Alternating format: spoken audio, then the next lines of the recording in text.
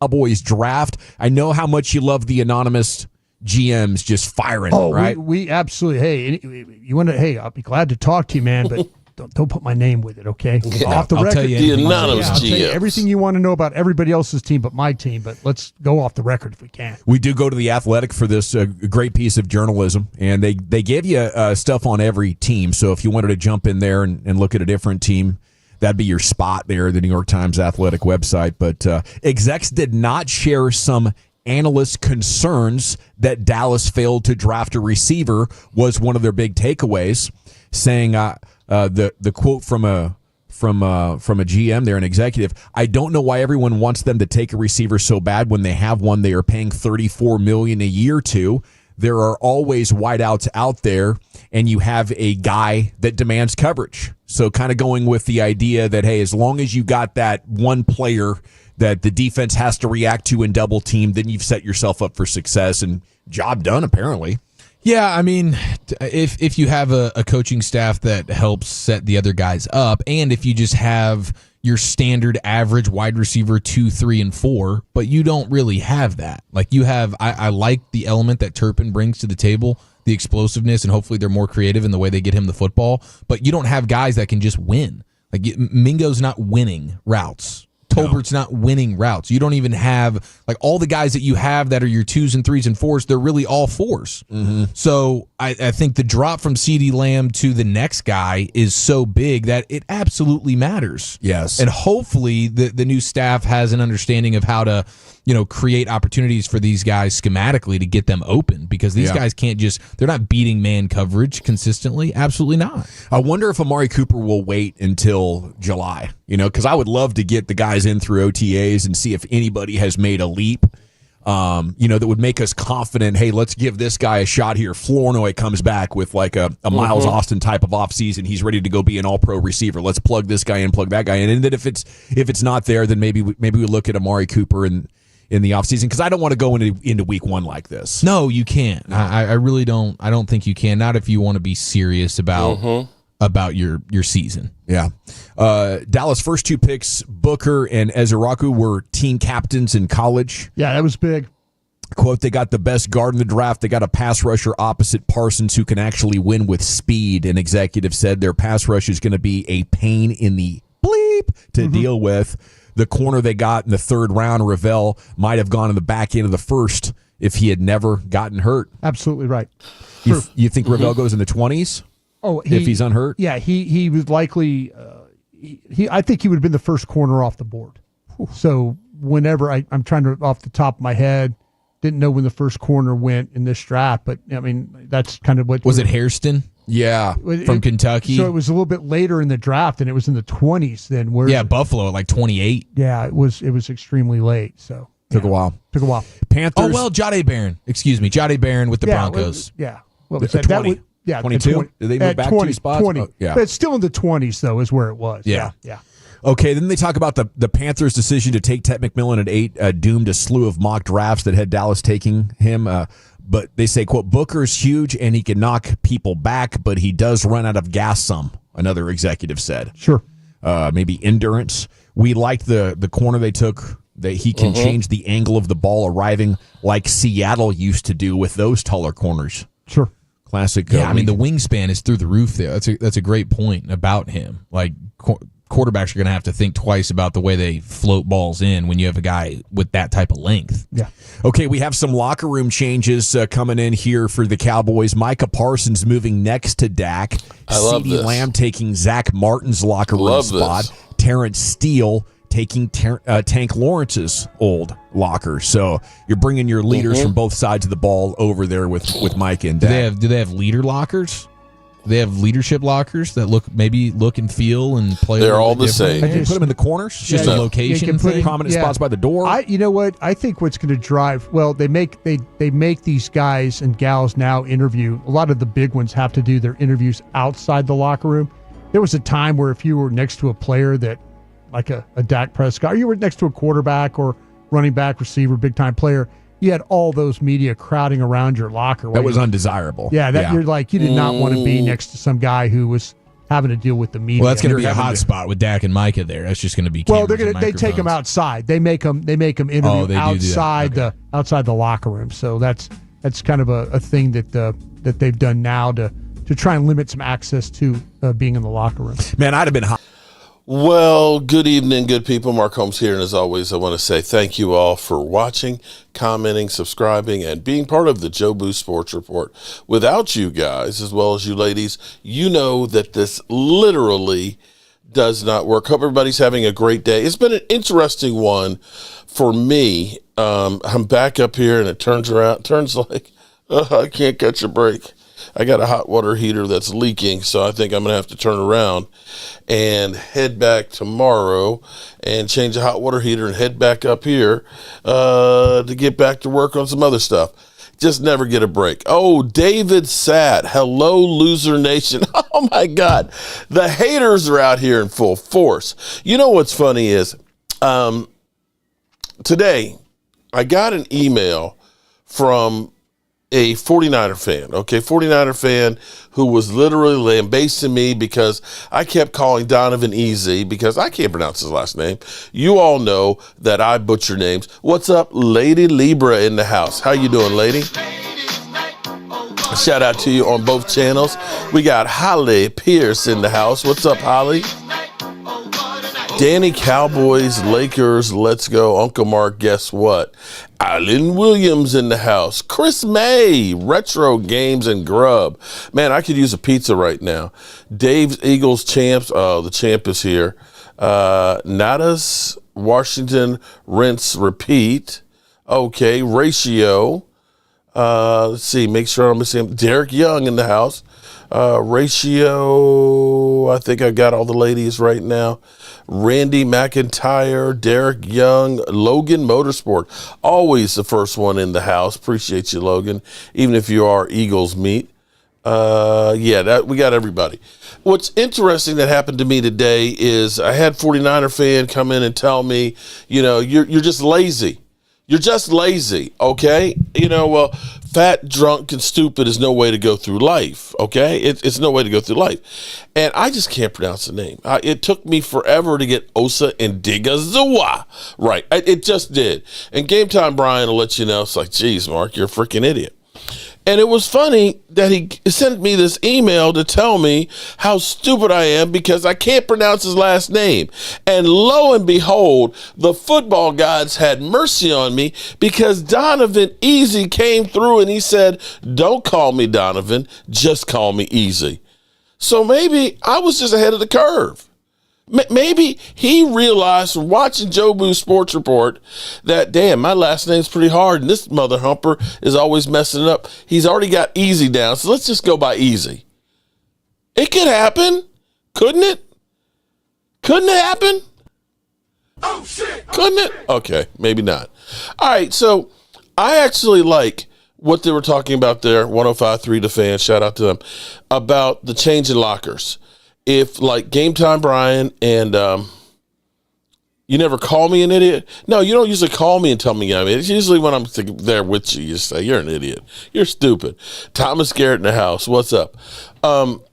If you've given Jerry Jones, back when I first started doing it, was only $29, but $45, and you go through the tour in the locker room, the first time I went there was when Tony Romo was the quarterback of the Cowboys. And Tony Romo's was right on the end, so there was nobody else on the side of him. And it was like Tony Romo and Jason Witten. Two of them right there together. And it's basically, this is like the primo location and things like that. This is the offense. This is the team leadership. And so it was always the quarterback and, the other offensive leader. I kind of like this that now we got Dak and Micah together.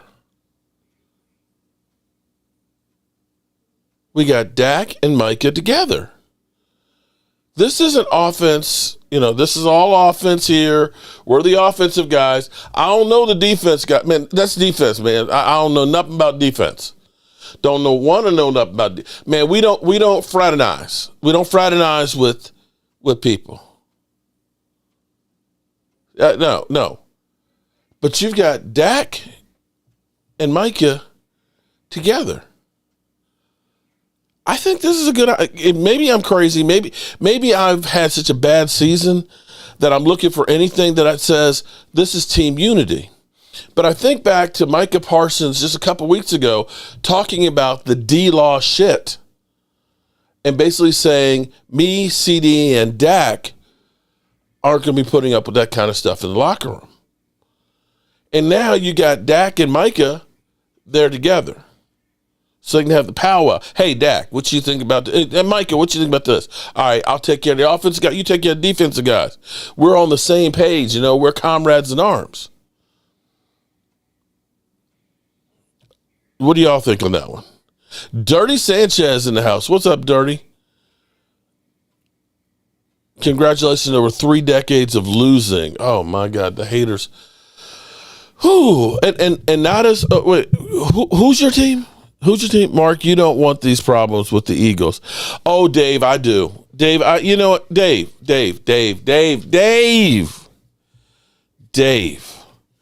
I've had these. Appreciate the super chat. Dave, I've had these problems with Eagles forever. You know what's funny? Oh, my God, today. I saw the funniest thing, Dave's Eagles champs, today on the Twitter.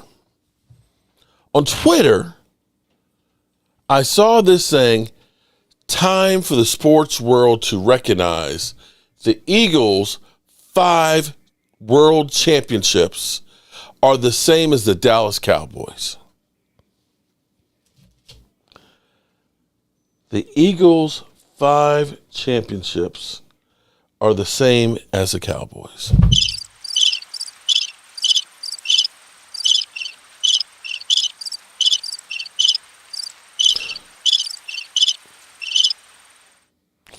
Wait a minute. Wait. Hold it. It literally made my head hurt. I went, ow! My head hurts. Ow! So, wait a minute. You say that our Super Bowls don't count.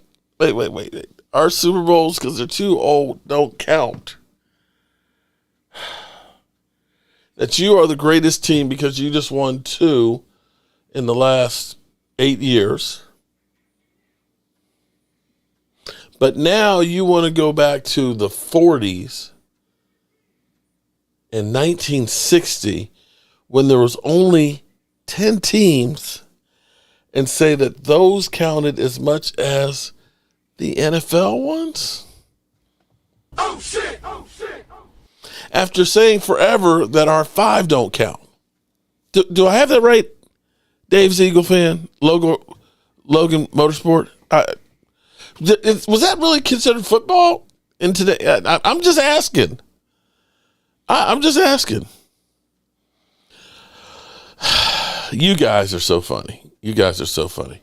All right, so here's what I want to do is I want to get to know my players a little bit better here. And I want to do a comparison, okay? I want to do a comparison. Actually, let me get the other clip first. I want to go back to last year's first-round draft pick, Tyler Guyton, and the first day of rookie mini camp, okay? And I want you to listen to him very carefully, okay? And then I want to go ahead and get Tyler Booker. I know you're here last week, but to actually be in the building, get going. This was last year, a year ago. Feel to kind of be here and get acclimated? It feels amazing. Trying to get on the grass, man. We got to do all this medical first, but I'm excited to be here. I think this is extremely fun. I'm actually a Cowboy now officially. It's my first day of work, so I'm excited. This is everything I've ever dreamed of. Yeah, putting pen to paper, did you have kind of a feeling doing that? I haven't done it yet, but I'll update you when I do. Yeah, for sure. And then getting to know Mike Solari and also getting next door and working with Duke over the course of the last week, what are kind of the main focuses for you as you make this transition to left tackle? Just polishing my technique, becoming a better O-lineman in any way that I can. We all have the same common goal for myself, and that's maximizing me as a player. So everything that we can possibly do to help me get better is what we're doing. Have you been able to kind of get used to these other rookies that are in the class? Cooper Beebe, I know y'all played in the same conference as each other, but getting used to these guys? Yeah, I've been a big fan of Cooper Beebe for a long time. Like, before I was even, like, starting on the offensive line, I was a fan of him. Like, I love his nasty, I love his game, and I'm a big fan of him. And I've also talked with a couple of the O-linemen that are also coming here with me, and we've been clicking pretty well. And rookie mini camp this week, I mean, you can't accomplish it all in a weekend, but what's kind of your main focus right now? Is just to get in the building and learn everything? Get in the building, earn my respect, get better as a player and as a person, and get more acclimated to the Dallas Cowboys. Okay, so that was Tyler Guyton last year, okay? Now, I want you to compare it to this year's number one pick, okay? Tyler Booker, to me, is night. What's up, Momo? Trey Parsons, Washington for. Momo, you been hanging out with I Love Weed or something? Trey Parsons to Washington for a 4th-round pick. I want to know, how is it every week you come through and you pound on and say, he's just a pass rusher. He ain't no good at stopping the run and everything. And now you're literally wanting them on your team. You're literally wanting them on your team. You talking out both sides of your mouth. I mean, of your neck there, bro. Both sides. Come on, Momo. Stop showing your ass up in here. Now, keep in mind what you just heard from Tyler Guyton. And tell me how you feel about this one. Man, still waiting on this. Hold it. You do realize the NFL Championship is the same as the Super Bowl. They just changed the name. No, Dave, Eagles fan. I appreciate the super chat. Dave, I hear what you're saying, bro, that it's the same, that they just called it a Super Bowl. Ha, you're wrong, bro. Ha. Because when you were winning world championships, bro, there were 10 teams. That would be like the NFC Championship game. NFC Championship game.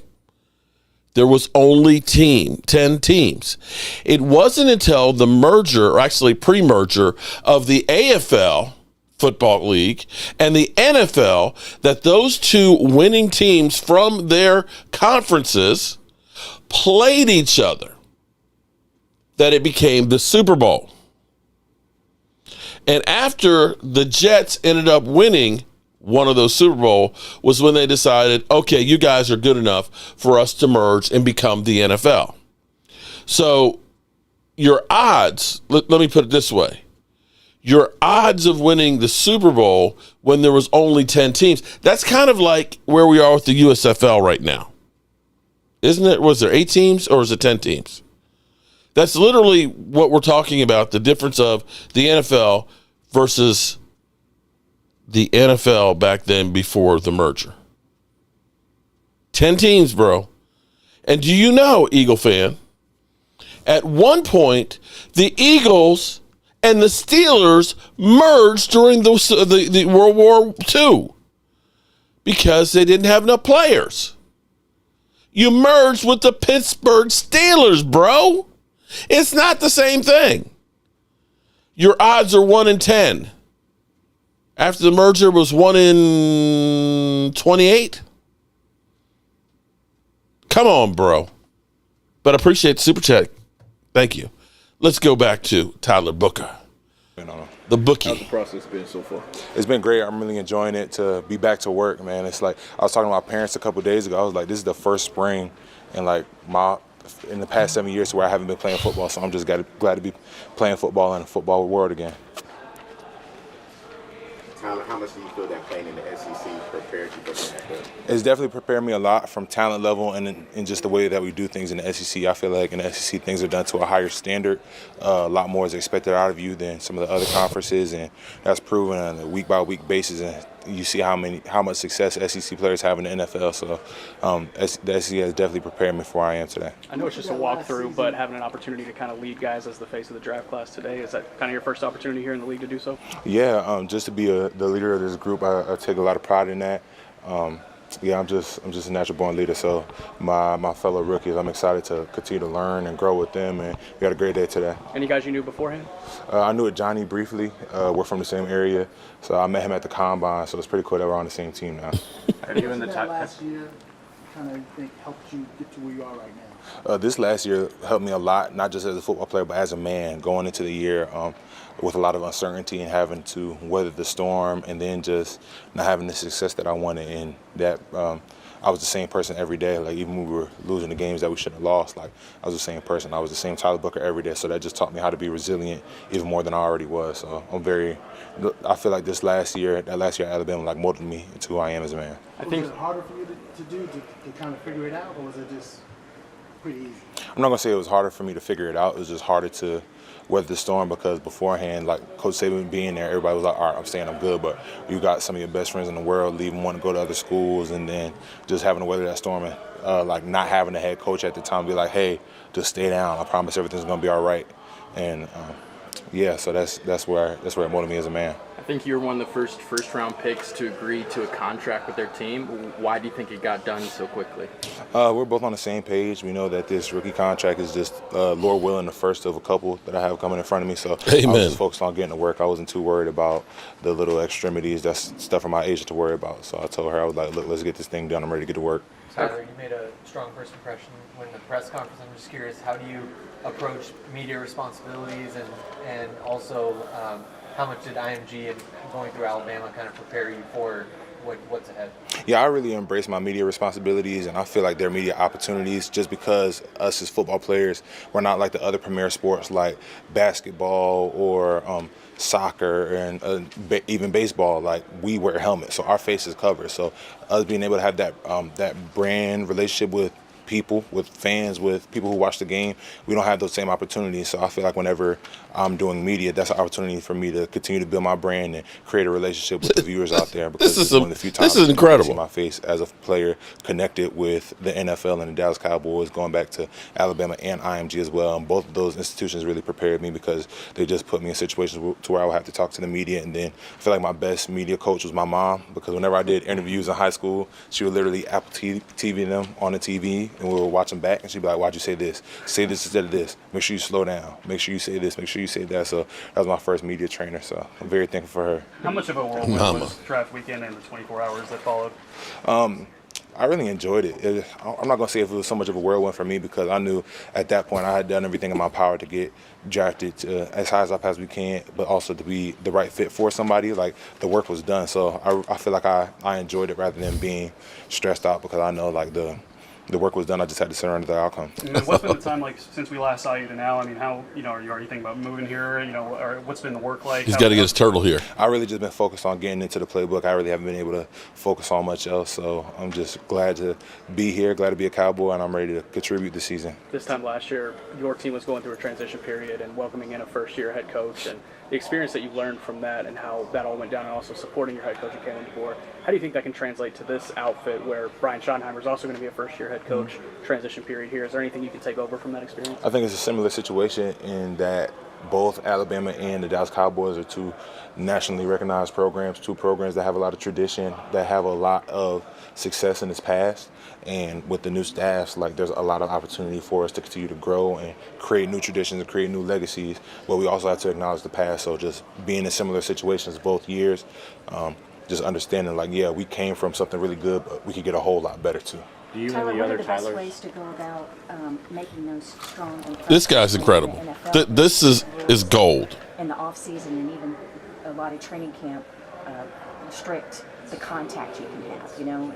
It's all about having a physical presence on the line. And How do you go about making an impression? Just making sure you know everything that you're supposed to do in the playbook, having a mastery of the playbook, and also making sure that your technique is really good. And this is something I learned at the O-line masterminds that my coach Duke put on.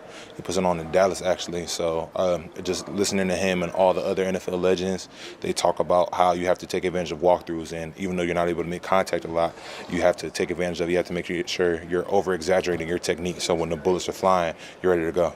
So have you and the other Tylers started a group text called just the Tylers? Not yet.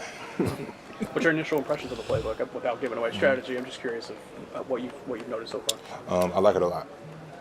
There you go. You mentioned that you've been doing work. I love this guy. I love this guy. Like Christy said, as far as CBA restrictions in the NFL training camp, contact is limited. It's very, very structured. How can doing that extra work with Duke just in your off time kind of help shorten your learning curve as a rookie coming into the season? It can help a lot, and that's why I train with Duke in the first place. He's the best in the business, in my opinion. All the best train with him, so there's some commonality with that. So I was like, there you go. Be the best one day. So Duke Merriweather. Go train with Duke, and like I said, that was the whole purpose of training with him. Like he knows what it's like to be great. He's made some of the good players great, and I want to be one of those guys. So training with Duke has definitely helped me for the better, and I'm very excited to go get some work with him whenever I have the availability. And then just having him so close, that's just another reason. This guy is just amazing. So that's another reason why Dallas was the perfect spot for me. You mentioned going from good to great. Is there anything he's taught you so far that's maybe like surprised you, where you're like, oh, that's how you look at that, or that's how you approach that? Or is it just kind of more refinement with Duke at this point? It's more refinement, and then just building your game. Like everybody's game isn't going to be the same. So like he just told me certain guys to watch, told me guys that I'm similar to, and I just try to add things from their game to my game, because like there's only one Tyler Booker, there's only one of everybody in the NFL. You just have to make sure that you're being you, but taking some things from the guys who are great. Tyler, when was this your dream? When do you remember first dreaming of playing in the NFL? Were you really young? Ever since I can remember. I can't give you a specific date because like ever since I've like been conscious as a person, like I've always wanted to be in the NFL. Like I've always wanted to be a professional football player. I've always wanted to win Super Bowl. So I've achieved one of those goals. I'm looking forward to achieving that second goal a lot more. And have you thought about the fact that you've checked that off the list now? As you walk through here, you're now an NFL player. Has that sunk in all the way yet? Yes, it has, and I'm just on to the next now. I'm just worried about helping my team win, being an asset to my team. I'm in the NFL now, but like, what am I going to do in the NFL? That's what matters. What do you want fans to call you, nickname-wise? You can call me T-Book. T-Book. Still planning on getting Trina down here? Are you still working through that? Yeah, so whenever I get my permanent residence, that's when Trina will come down, but I don't want to move her around a lot. Okay. Do you have a That's his turtle. yet? No, I'm just focused on playing football. No podcast yet. That's up to my parents. They're in Connecticut, so I think they will. Kalani got a present, so I'll make sure they get on that later today. How are you doing with all the names of your fellow rookie teammates? I'm doing pretty well. So, like, something that I realized, like, whenever I meet you, like, let's say your name. What's your name? I'm Paul. Paul. Like, hey, Paul, I'm Tyler. Nice to meet you, Paul. So I just say your name as many times as I can. So that's what I've been doing with some of the rookies, because I'm bad with names. I'm not going to lie. What about the last names, though? Last name. It'll come. Baby steps, baby steps. Right. You have to, okay. You have to like this guy. Let me address a couple. Okay, hold. So I see we got this going on. Let me get Lola, Miss Hot Sauce. Chat's lively tonight. The chat is lively. Okay, so here's what Dave, let me say, first of all, Dave, thank you very much. Being an Eagle fan, hitting me up with the super chats and the questions, I really and truly appreciate it. And the thing that, I want you to understand, I don't have hate for you, as a person or anything like that any more than I have hate for Momo. I just hate to see Momo's crusty ass, but be that as it may. What I'm saying is, Super Bowls were the beginning in 1965. They're the same age as me, okay? That's how I can remember my age, that we are going on Super Bowl 60, because I'm going on 60, okay? So I can always remember that. But it was only 10 teams, and that's why it was called World Championships. Now, mind you, winning 3 of those were incredible, and I give hats and credit to your team, okay? You won 3, even though the Lions won 5, and I believe the Browns won like 8. I think that's how it was. So my question is, since there's only 10 teams, how come the Browns and the Lions were better than you? I'm just saying. I'm just asking for a friend. And so to say that those have more credence to them. I'm not going to say that they do, especially since my team didn't get into the NFL until 1960. All of the teams that joined after the 60s, okay? That's a whole different, totally different thing. You can't. That's not apples to apples. You can say Super Bowls. I mean, quite frankly, it's hard to. You do have a point in some regards of saying it's a different game now. It's a different game now because when I go through and I compare, say, what Micah Parsons doing his stat numbers versus, say, Mean Joe Green, when a team only passed the ball, on average 21 times a game. You have to look at that and say, well, Mean Joe Green got more pressures, although it wasn't a stat, or more sacks than Micah does in less reps. It's hard to quantify and to grade those things together. But if you're talking about world championships when they wore leather helmets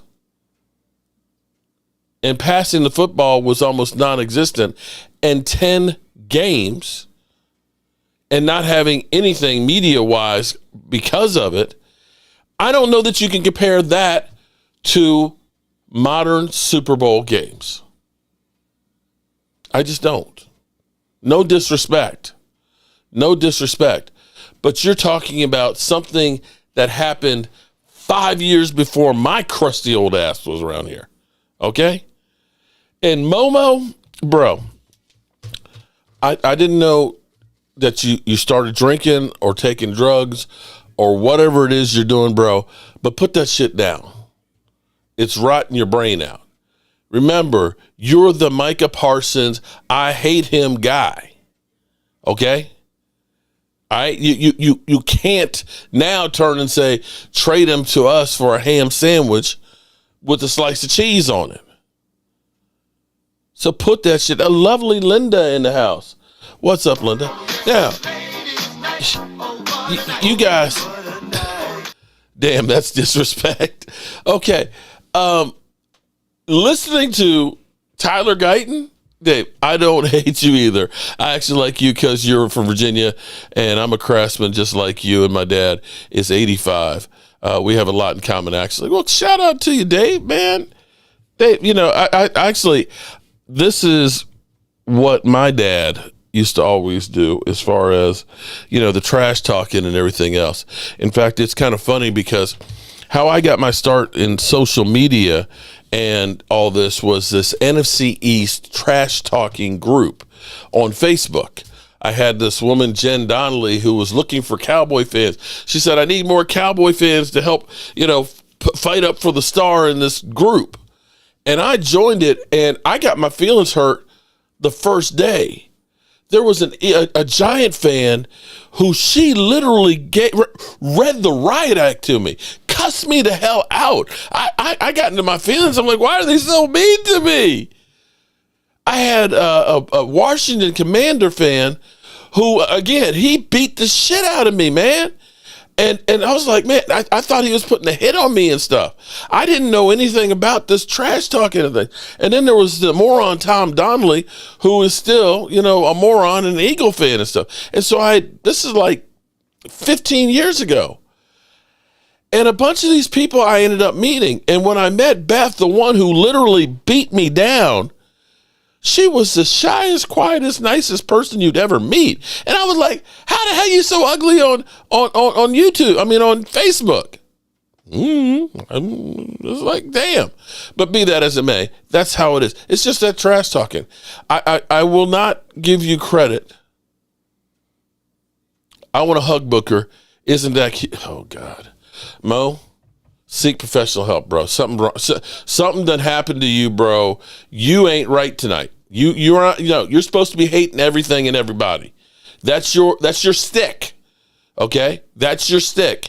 You are the hater. You don't want to hug Booker.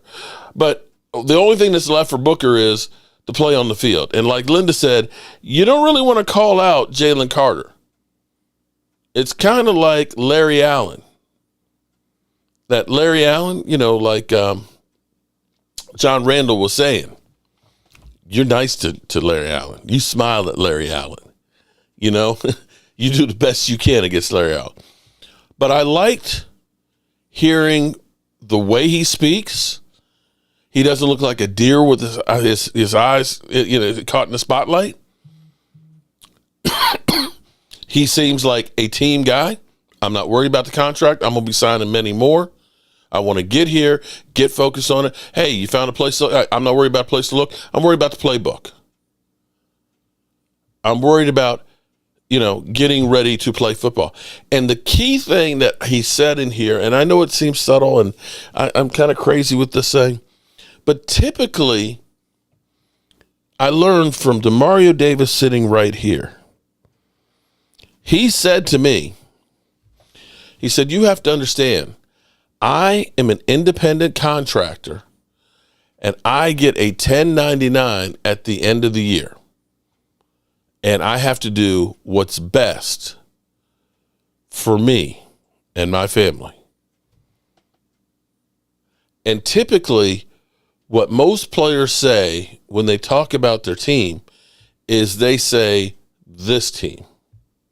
It's kind of like a doctor with a bedside manner, that you don't get emotionally attached because it may not be forever or the patient may die, and you don't want your emotions to cloud your decisions. Do you follow me? That's why I say, yeah, man, I'm here to help this team win. This team? Isn't this your team? It's my team right now. But, they can cut me at any time. This is not like Commanders, Cowboys in the 70s and 80s, where you were, you're Randy White, you're a Dallas Cowboy, you're Donovan Talbert, you're a Washington Redskin, and you don't mix with other players on other teams and things. You hate each other. And in the offseason, you're working another job. Football is what you did when you weren't having your regular job. And so it's totally different. But to hear him say, to help my team, then that means he's emotionally invested in this group. And it's subtle. It's subtle, but I think it's a great thing. Hey, baseball used to play 9 games in the World Series. Well, damn. Watch the tape. Lane Johnson will be calling Easy his name all game. Easy money, just like Parsons. Oh, man. Oh, shit. Oh, shit. All right. You know what? It's on. It's on. Because you Eagles, I got to say, I'm tired of y'all, man. I'm tired. I mean, at least you have something that, you can hang your hat on. You can say, we are Super Bowl champions of 32 teams. We were the best there was last year. You got all right to be able to talk trash. The Commanders, bro, sorry. You done had one decent season when nobody expected you to do shit. You ain't got no room for anything just yet. Get back to me after you do that a couple times. Get back to me after you made the playoffs 2 or 3 years in a row. All right? Y'all, sorry. Because you can end up easily being like the New York Giants of a couple years ago. Boom. Go to the playoffs, win a game, and not be heard from again. Just the facts, Momo. Just the facts. You could be Ice Ice Baby, Vanilla Ice, one-hit wonder. Yeah, but they won't. Why'd that jump? Oh, you retracted. I was like, what happened to your comment? To be fair, Mark, JD5 makes it championship before Dak Prescott. We'll see. I mean, yes, of course. Yes, do we be afraid of the ghost? Hate it or love it, it's the underdogs on top. Junior rookies need to put in a lot of respect on the name Jalen C. He's well, you know what?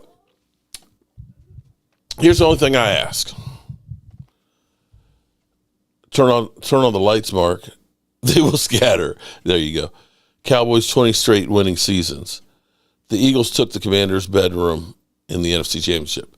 Here's my point with him calling out Jalen Carter. I'm not one that usually talks trash. I mean, okay. I used to enjoy letting my play do the talk for me, if you know what I mean. If you do great things, people are going to talk about what you do. Usually it's the ones that sit there and they always tell you what they're going to do and brag and this, that, are usually the ones that don't show up. But Charles Haley, I remember Charles would say, I'm going to F you up, and he'd F you up. If you're going to back up what you say, okay, all right. So T-Book has put it out there and said, I'm coming for you. Let's see if he backs it up. Let's see if he backs it up. I hope he does. But the guy I see right here that I saw in there, he ain't scared. He ain't scared. And it sounds like a guy who's going to be putting in the work. BB did good against Carter. He sure did. And for Commander fans, let me remind you, Momo, crusty ass mother humper. Momo, you know, as great as that season was for you last year, you do realize that you lost to Cooper Rush, right? You realize that you lost to the Cowboys, where we literally lost half our team, half our roster. You know that, right? And you do know you almost lost a second time to those same broke down Cowboys, right? You do realize that, right? And you do realize you don't have a whole lot of luck against Dak Prescott either. You realize that, right? Or did you forget?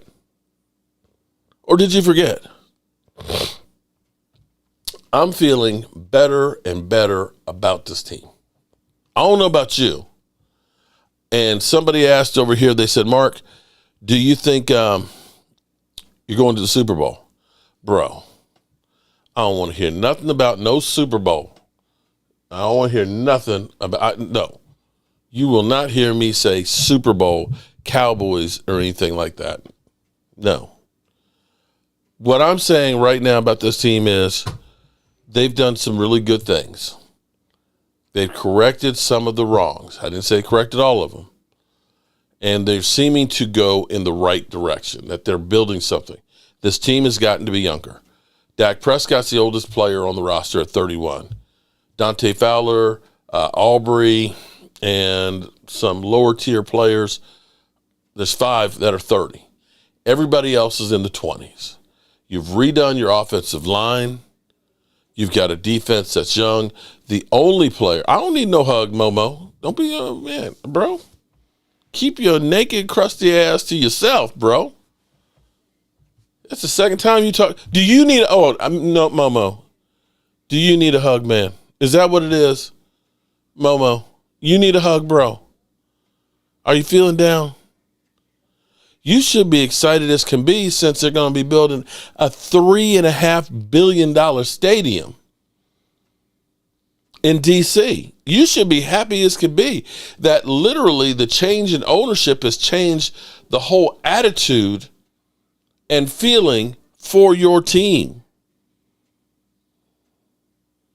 It's a new day in Washington. I hate to say it. It's a totally new day, and it makes me sick. I would hope that Jerry Jones would take some notes on it, but he probably won't.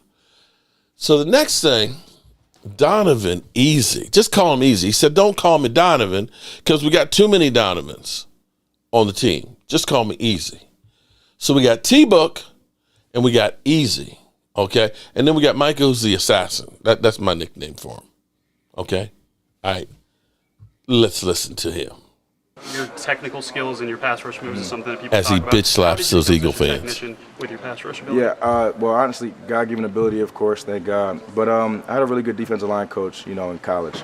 With Coach Vince Ogabasi, he taught me how to watch film, taught me how to break down certain guys. Of course, I was always a fan of football, and I always watched guys like the Von Millers and all that. But Under him, he taught me, how to really watch certain things, and obviously, good repetition. You got to take 10,000, reps. Shout out to Lola, and just, 64 rep it months. over and over and over and over and over again. I think I do a pretty good job at doing that. How much did Coach Lewis and Coach O'Brien kind of get you NFL ready, considering their long ties to the league? Yeah. Coach O'Brien and Coach Lewis, I tell them too, I appreciate them. I sent them a nice text message because they did just that. They got me NFL ready. They were, I would go into their office and they, we would just talk. And, that talk would lead to, now I'm asking questions about, okay, what is it really like? And Coach O'Brien, he helped me, get my body right, for the entire season. I appreciate him for that. Coach Lewis, he put me in, great positions on the defense. He put me at edge. He put me, floating around over the guard. He had me standing up, kind of, roaming around linebacker area. So I did everything, and I appreciate them for that. Did you think about hitting the portal at any point, when there was a new regime there? Yeah, I think the opportunity definitely came. But, loyal to Boston College, loyal to my teammates over there at BC, made a lot of great bonds and great relationships, and then the situation was right for me, so that's why I stayed. There are a lot of great pass rushers on the defensive line, including Micah Parsons. How do you think you can fit with your game on this defensive line? Yeah, I think I'll fit. I think I'll be able to contribute. It always helps when you got, guys on both sides and then in the middle that, can pass rush or have a knack for the football, and I think I'll be adding, great value to that, and I'm very excited. Very, very, very excited. How much did you pay attention to the draft projections for you, whether you would be a first round or a second round? Did that matter to you at all? Yeah, I mean, I noticed it. I had family members, they would send me certain things. You watch ESPN and they have a quick segment out there talking about you. I've seen it, but I think I'm in the right spot. I thank God for that. Everything happens on this time, and I think the Dallas Cowboys, they're going to get everything out of me, and I think that this is the perfect spot for me to continue to grow and excel. Have you heard from Micah yet? Say it one more time. Have you heard from Micah yet? Yeah, he reached out to me. What have the conversations been like so far? It was quick. He kind of introduced himself, and he was like, "Let's get to work," and I said, "Let's do it. Like, I'm ready to ride." So. Why is this the right fit? The coaching staff that's here, it feels like family here. The city of Dallas is a great city. It's different from Williamstown, New Jersey up there for sure. But the people in this building, I could tell this is where I'm going to be able to grow as a young man coming to the NFL and continue to develop. You mentioned the staff in college. They moved you around and you've got some different opportunities. Mm-hmm. Are you hoping that that's the case right off the bat here, or as a rookie? I'm coming in here to work and to do whatever the coaches asked me to do. That's where my mindset is, and if they ask me to stand up or play, over top of the guard on some type of pass situation, or stand up or be on the edge, I'll do that to the best of my ability. So. South Jersey, you from? Yes, sir. From Game Time, Bryanstown. They Cowboys fans now. That's all that matters. That's all that matters. Shipko was telling us that he was able to meet up with you guys when y'all came down to play SMU. Mm-hmm. Could you imagine the next time you saw him, y'all be on the same side again? Yeah, that surprised me. I was thinking about that when I got the call, and I remember, and Coach Shimmy actually called me after I got drafted, separately, and we talked about that. It was like, damn, I just saw you last year down here. Now you're my coach again, so it's pretty cool. Being an Eagles fan growing up, was there hope that maybe at the end of the first round that they might take you? I mean, there's hope that any team that was coming up that was going to take me, honestly. I did say, though, after my last season at Boston College, whoever takes me, that's my team. I'm a fan of. Simple as that. They got Cowboys gear, your family now? Oh, yeah, all of it. I got an uncle, my Uncle Junior, shout out to him. Uncle Junior. He tore down his whole basement, and it's about to be all Cowboys stuff there. So, yeah. Have they talked to you about, obviously from the East Coast, have they talked to you about the heat down here and the barbecue and those Yeah. So actually, my brother moved out to Houston not too long ago. So I came down here to visit, a few years in July. So I've experienced that Texas heat already in the summertime. So I'm going to have my little hand cloth ready when I walk out the house. I'll be okay. You ever had a ping pong table in your locker room? No, I didn't, but I'm a ping pong guy, so it'll be fun. A little competition, compete every day. What jersey number do you ultimately want to have, or the one that they're giving you? Is that fine, or are you trying to get something else? I'm good with my jersey number. I mean, I of course I want 6. God, that sounded like Micah there for a second. I'm good. Of course. Didn't that sound like Micah? But that's taken right now, so we'll have to find something else. Or 41 I might just have to make that work. So I gotta say, I like these guys, man. And Momo, let me say shout out to Monique. What's up, Monique? our lovely Linda of the Commanders fan, so to speak.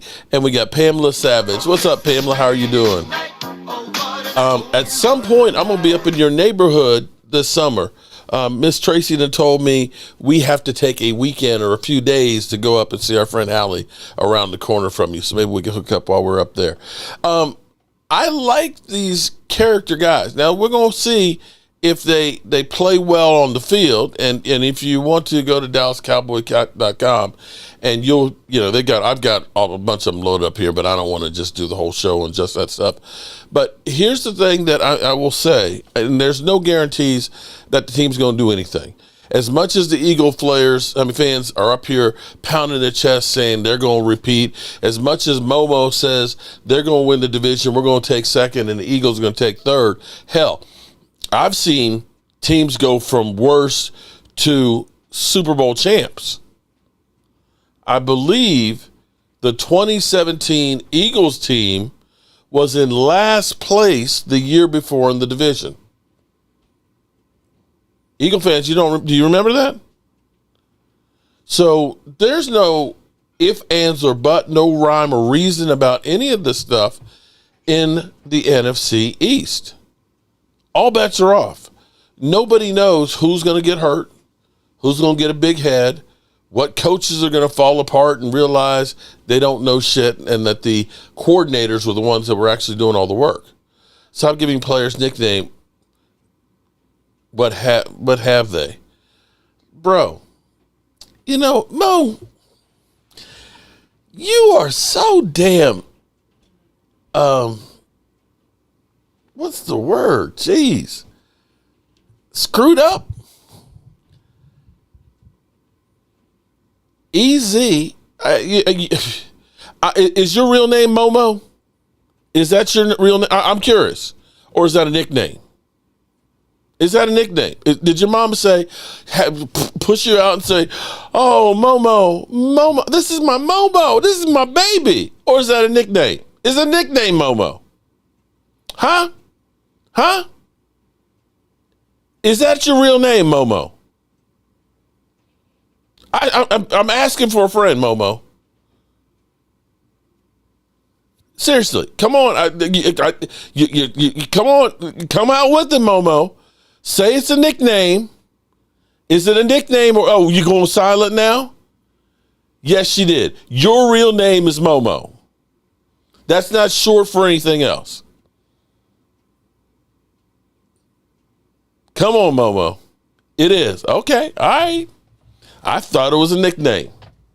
I thought it was no disrespect then.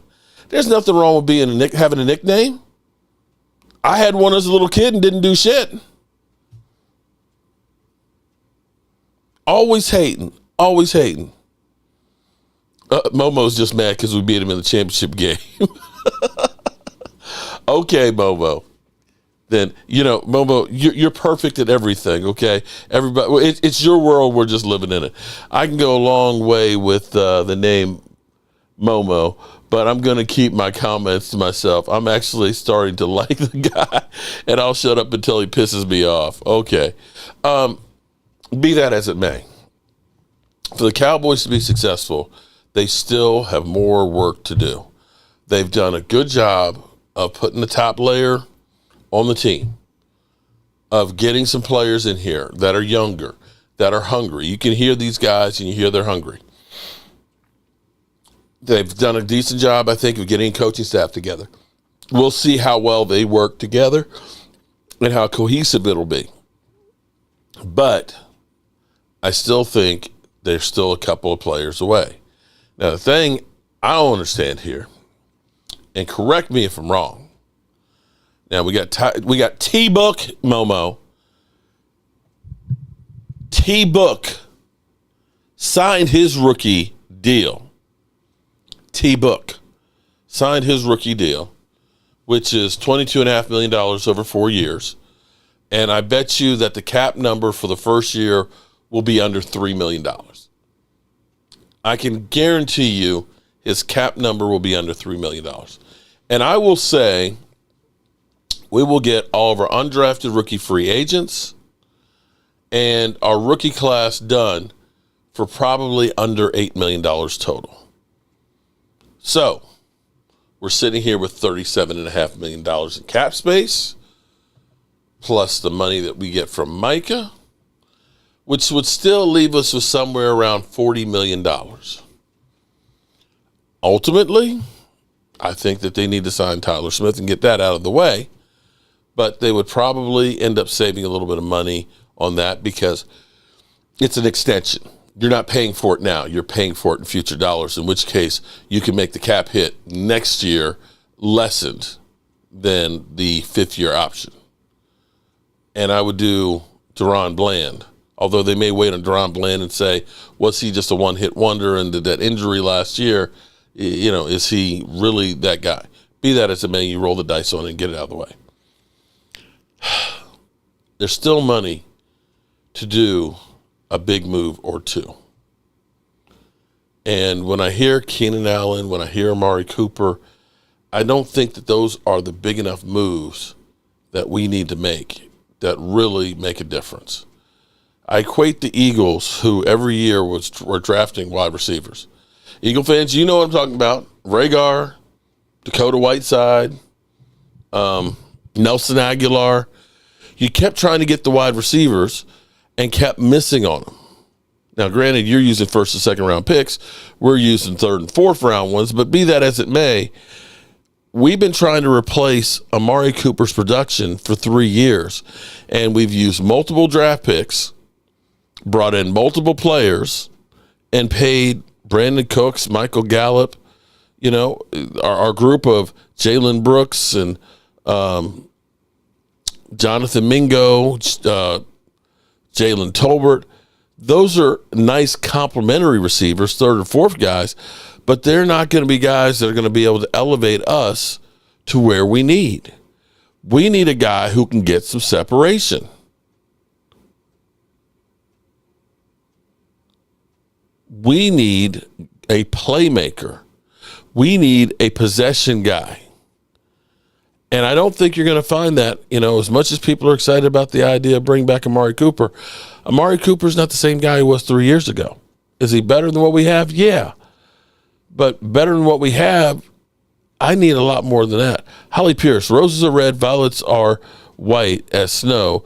Don't forget when sitting in a vinyl chair that your pants are up, Momo.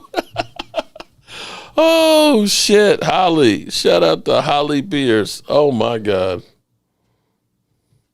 Love that, Holly. Oh, my goodness. The deal is dead on, Dan. You're still contemplating on who to pay, sign, or recruit, and it's 11:45. Yeah, we are. But we're not the only team that's still jockeying for position. Right now, everybody is beginning the process of evaluating what they got in the draft and what veterans are expendable.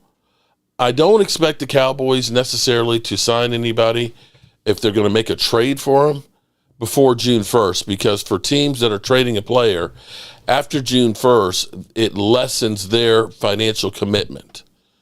And so you've got about a month. And the Cowboys, I hope, whoever they're going to bring in, that they bring in before training camp. I hope this isn't that after training camp type thing where we miss all of the workouts and everything else. But I at least feel really, really good about what the Cowboys have done thus far and hope that it continues. Mark, I think we will get Cooper? It may end up being that he ends up being the best option with our cheap-ass coaches, ownership. I don't know that he's the best option. I don't know if that answers your question. But I think they will get somebody. I can't see them saying, we're good enough with Jalen Tolbert and Jalen Brooks and everybody else. Talk to me. I hear voices in my head. Take the deal. Oh, my God. Momo. Put the crack pipe down, Momo. Jerry Jones is not taking that deal, bro. 2 fourth-round picks? Come on, man. Don't want Cooper. Look for free agent action after roster cuts. Dallas will pick up a few players then. Yeah, they'll pick up a few players, but will they pick up a few winners is the question. I Love Weed. What's up, man? How are you doing? Hearing you all the way home. Appreciate that, I Love Weed. Hey, did you drop off some weed over with Momo or something? Because he seems to really be feeling it tonight. I think he's smoking on something. Momo, I hear delusional farts like you. I hear voices. Do you want A.J. Brown? Oh, no. That's okay. I don't feel comfortable with Cooper coming here. Sounds like a Zeke. Hey, Holly, you and I are thinking the same thing. Go big trade for Garrett Wilson. Now, that would be – now, see, Garrett Wilson is young enough that you look at that and say it's not Amari Cooper 1 year, 2 years maybe. Keenan Allen's 33 years old. I want to go ahead, if we're going to pay somebody, because we've paid – listen, we paid $19 million for Brandon Cooks for 2 years, and we're paying $4 million in dead money this year. Michael Gallup, we said, hey, he can take the place of Amari Cooper. We don't need Amari.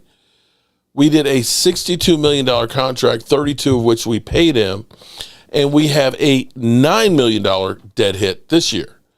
So on our books, because we went cheap, we're spending $13 million right now for two guys that aren't on our roster. So tell me again why it is that, going out and getting a legitimate receiver that's going to be there for multiple years is too expensive. Sorry, you can't convince me of that. Anyway, good people, I appreciate everybody being here, being part of the Jobu Sports Report, hanging with me and putting up with all my highs and lows, as well as all the crazy trolls like Momo and Dave, the Eagle fan, coming in to crash the party and trying to pee in our Wheaties. But then it takes all kinds to make the world go round. It's time to turn out the lights. This party's over. The party's over. They say that all good things must end. Call it a night. The party's over. And tomorrow and next year starts the same old thing.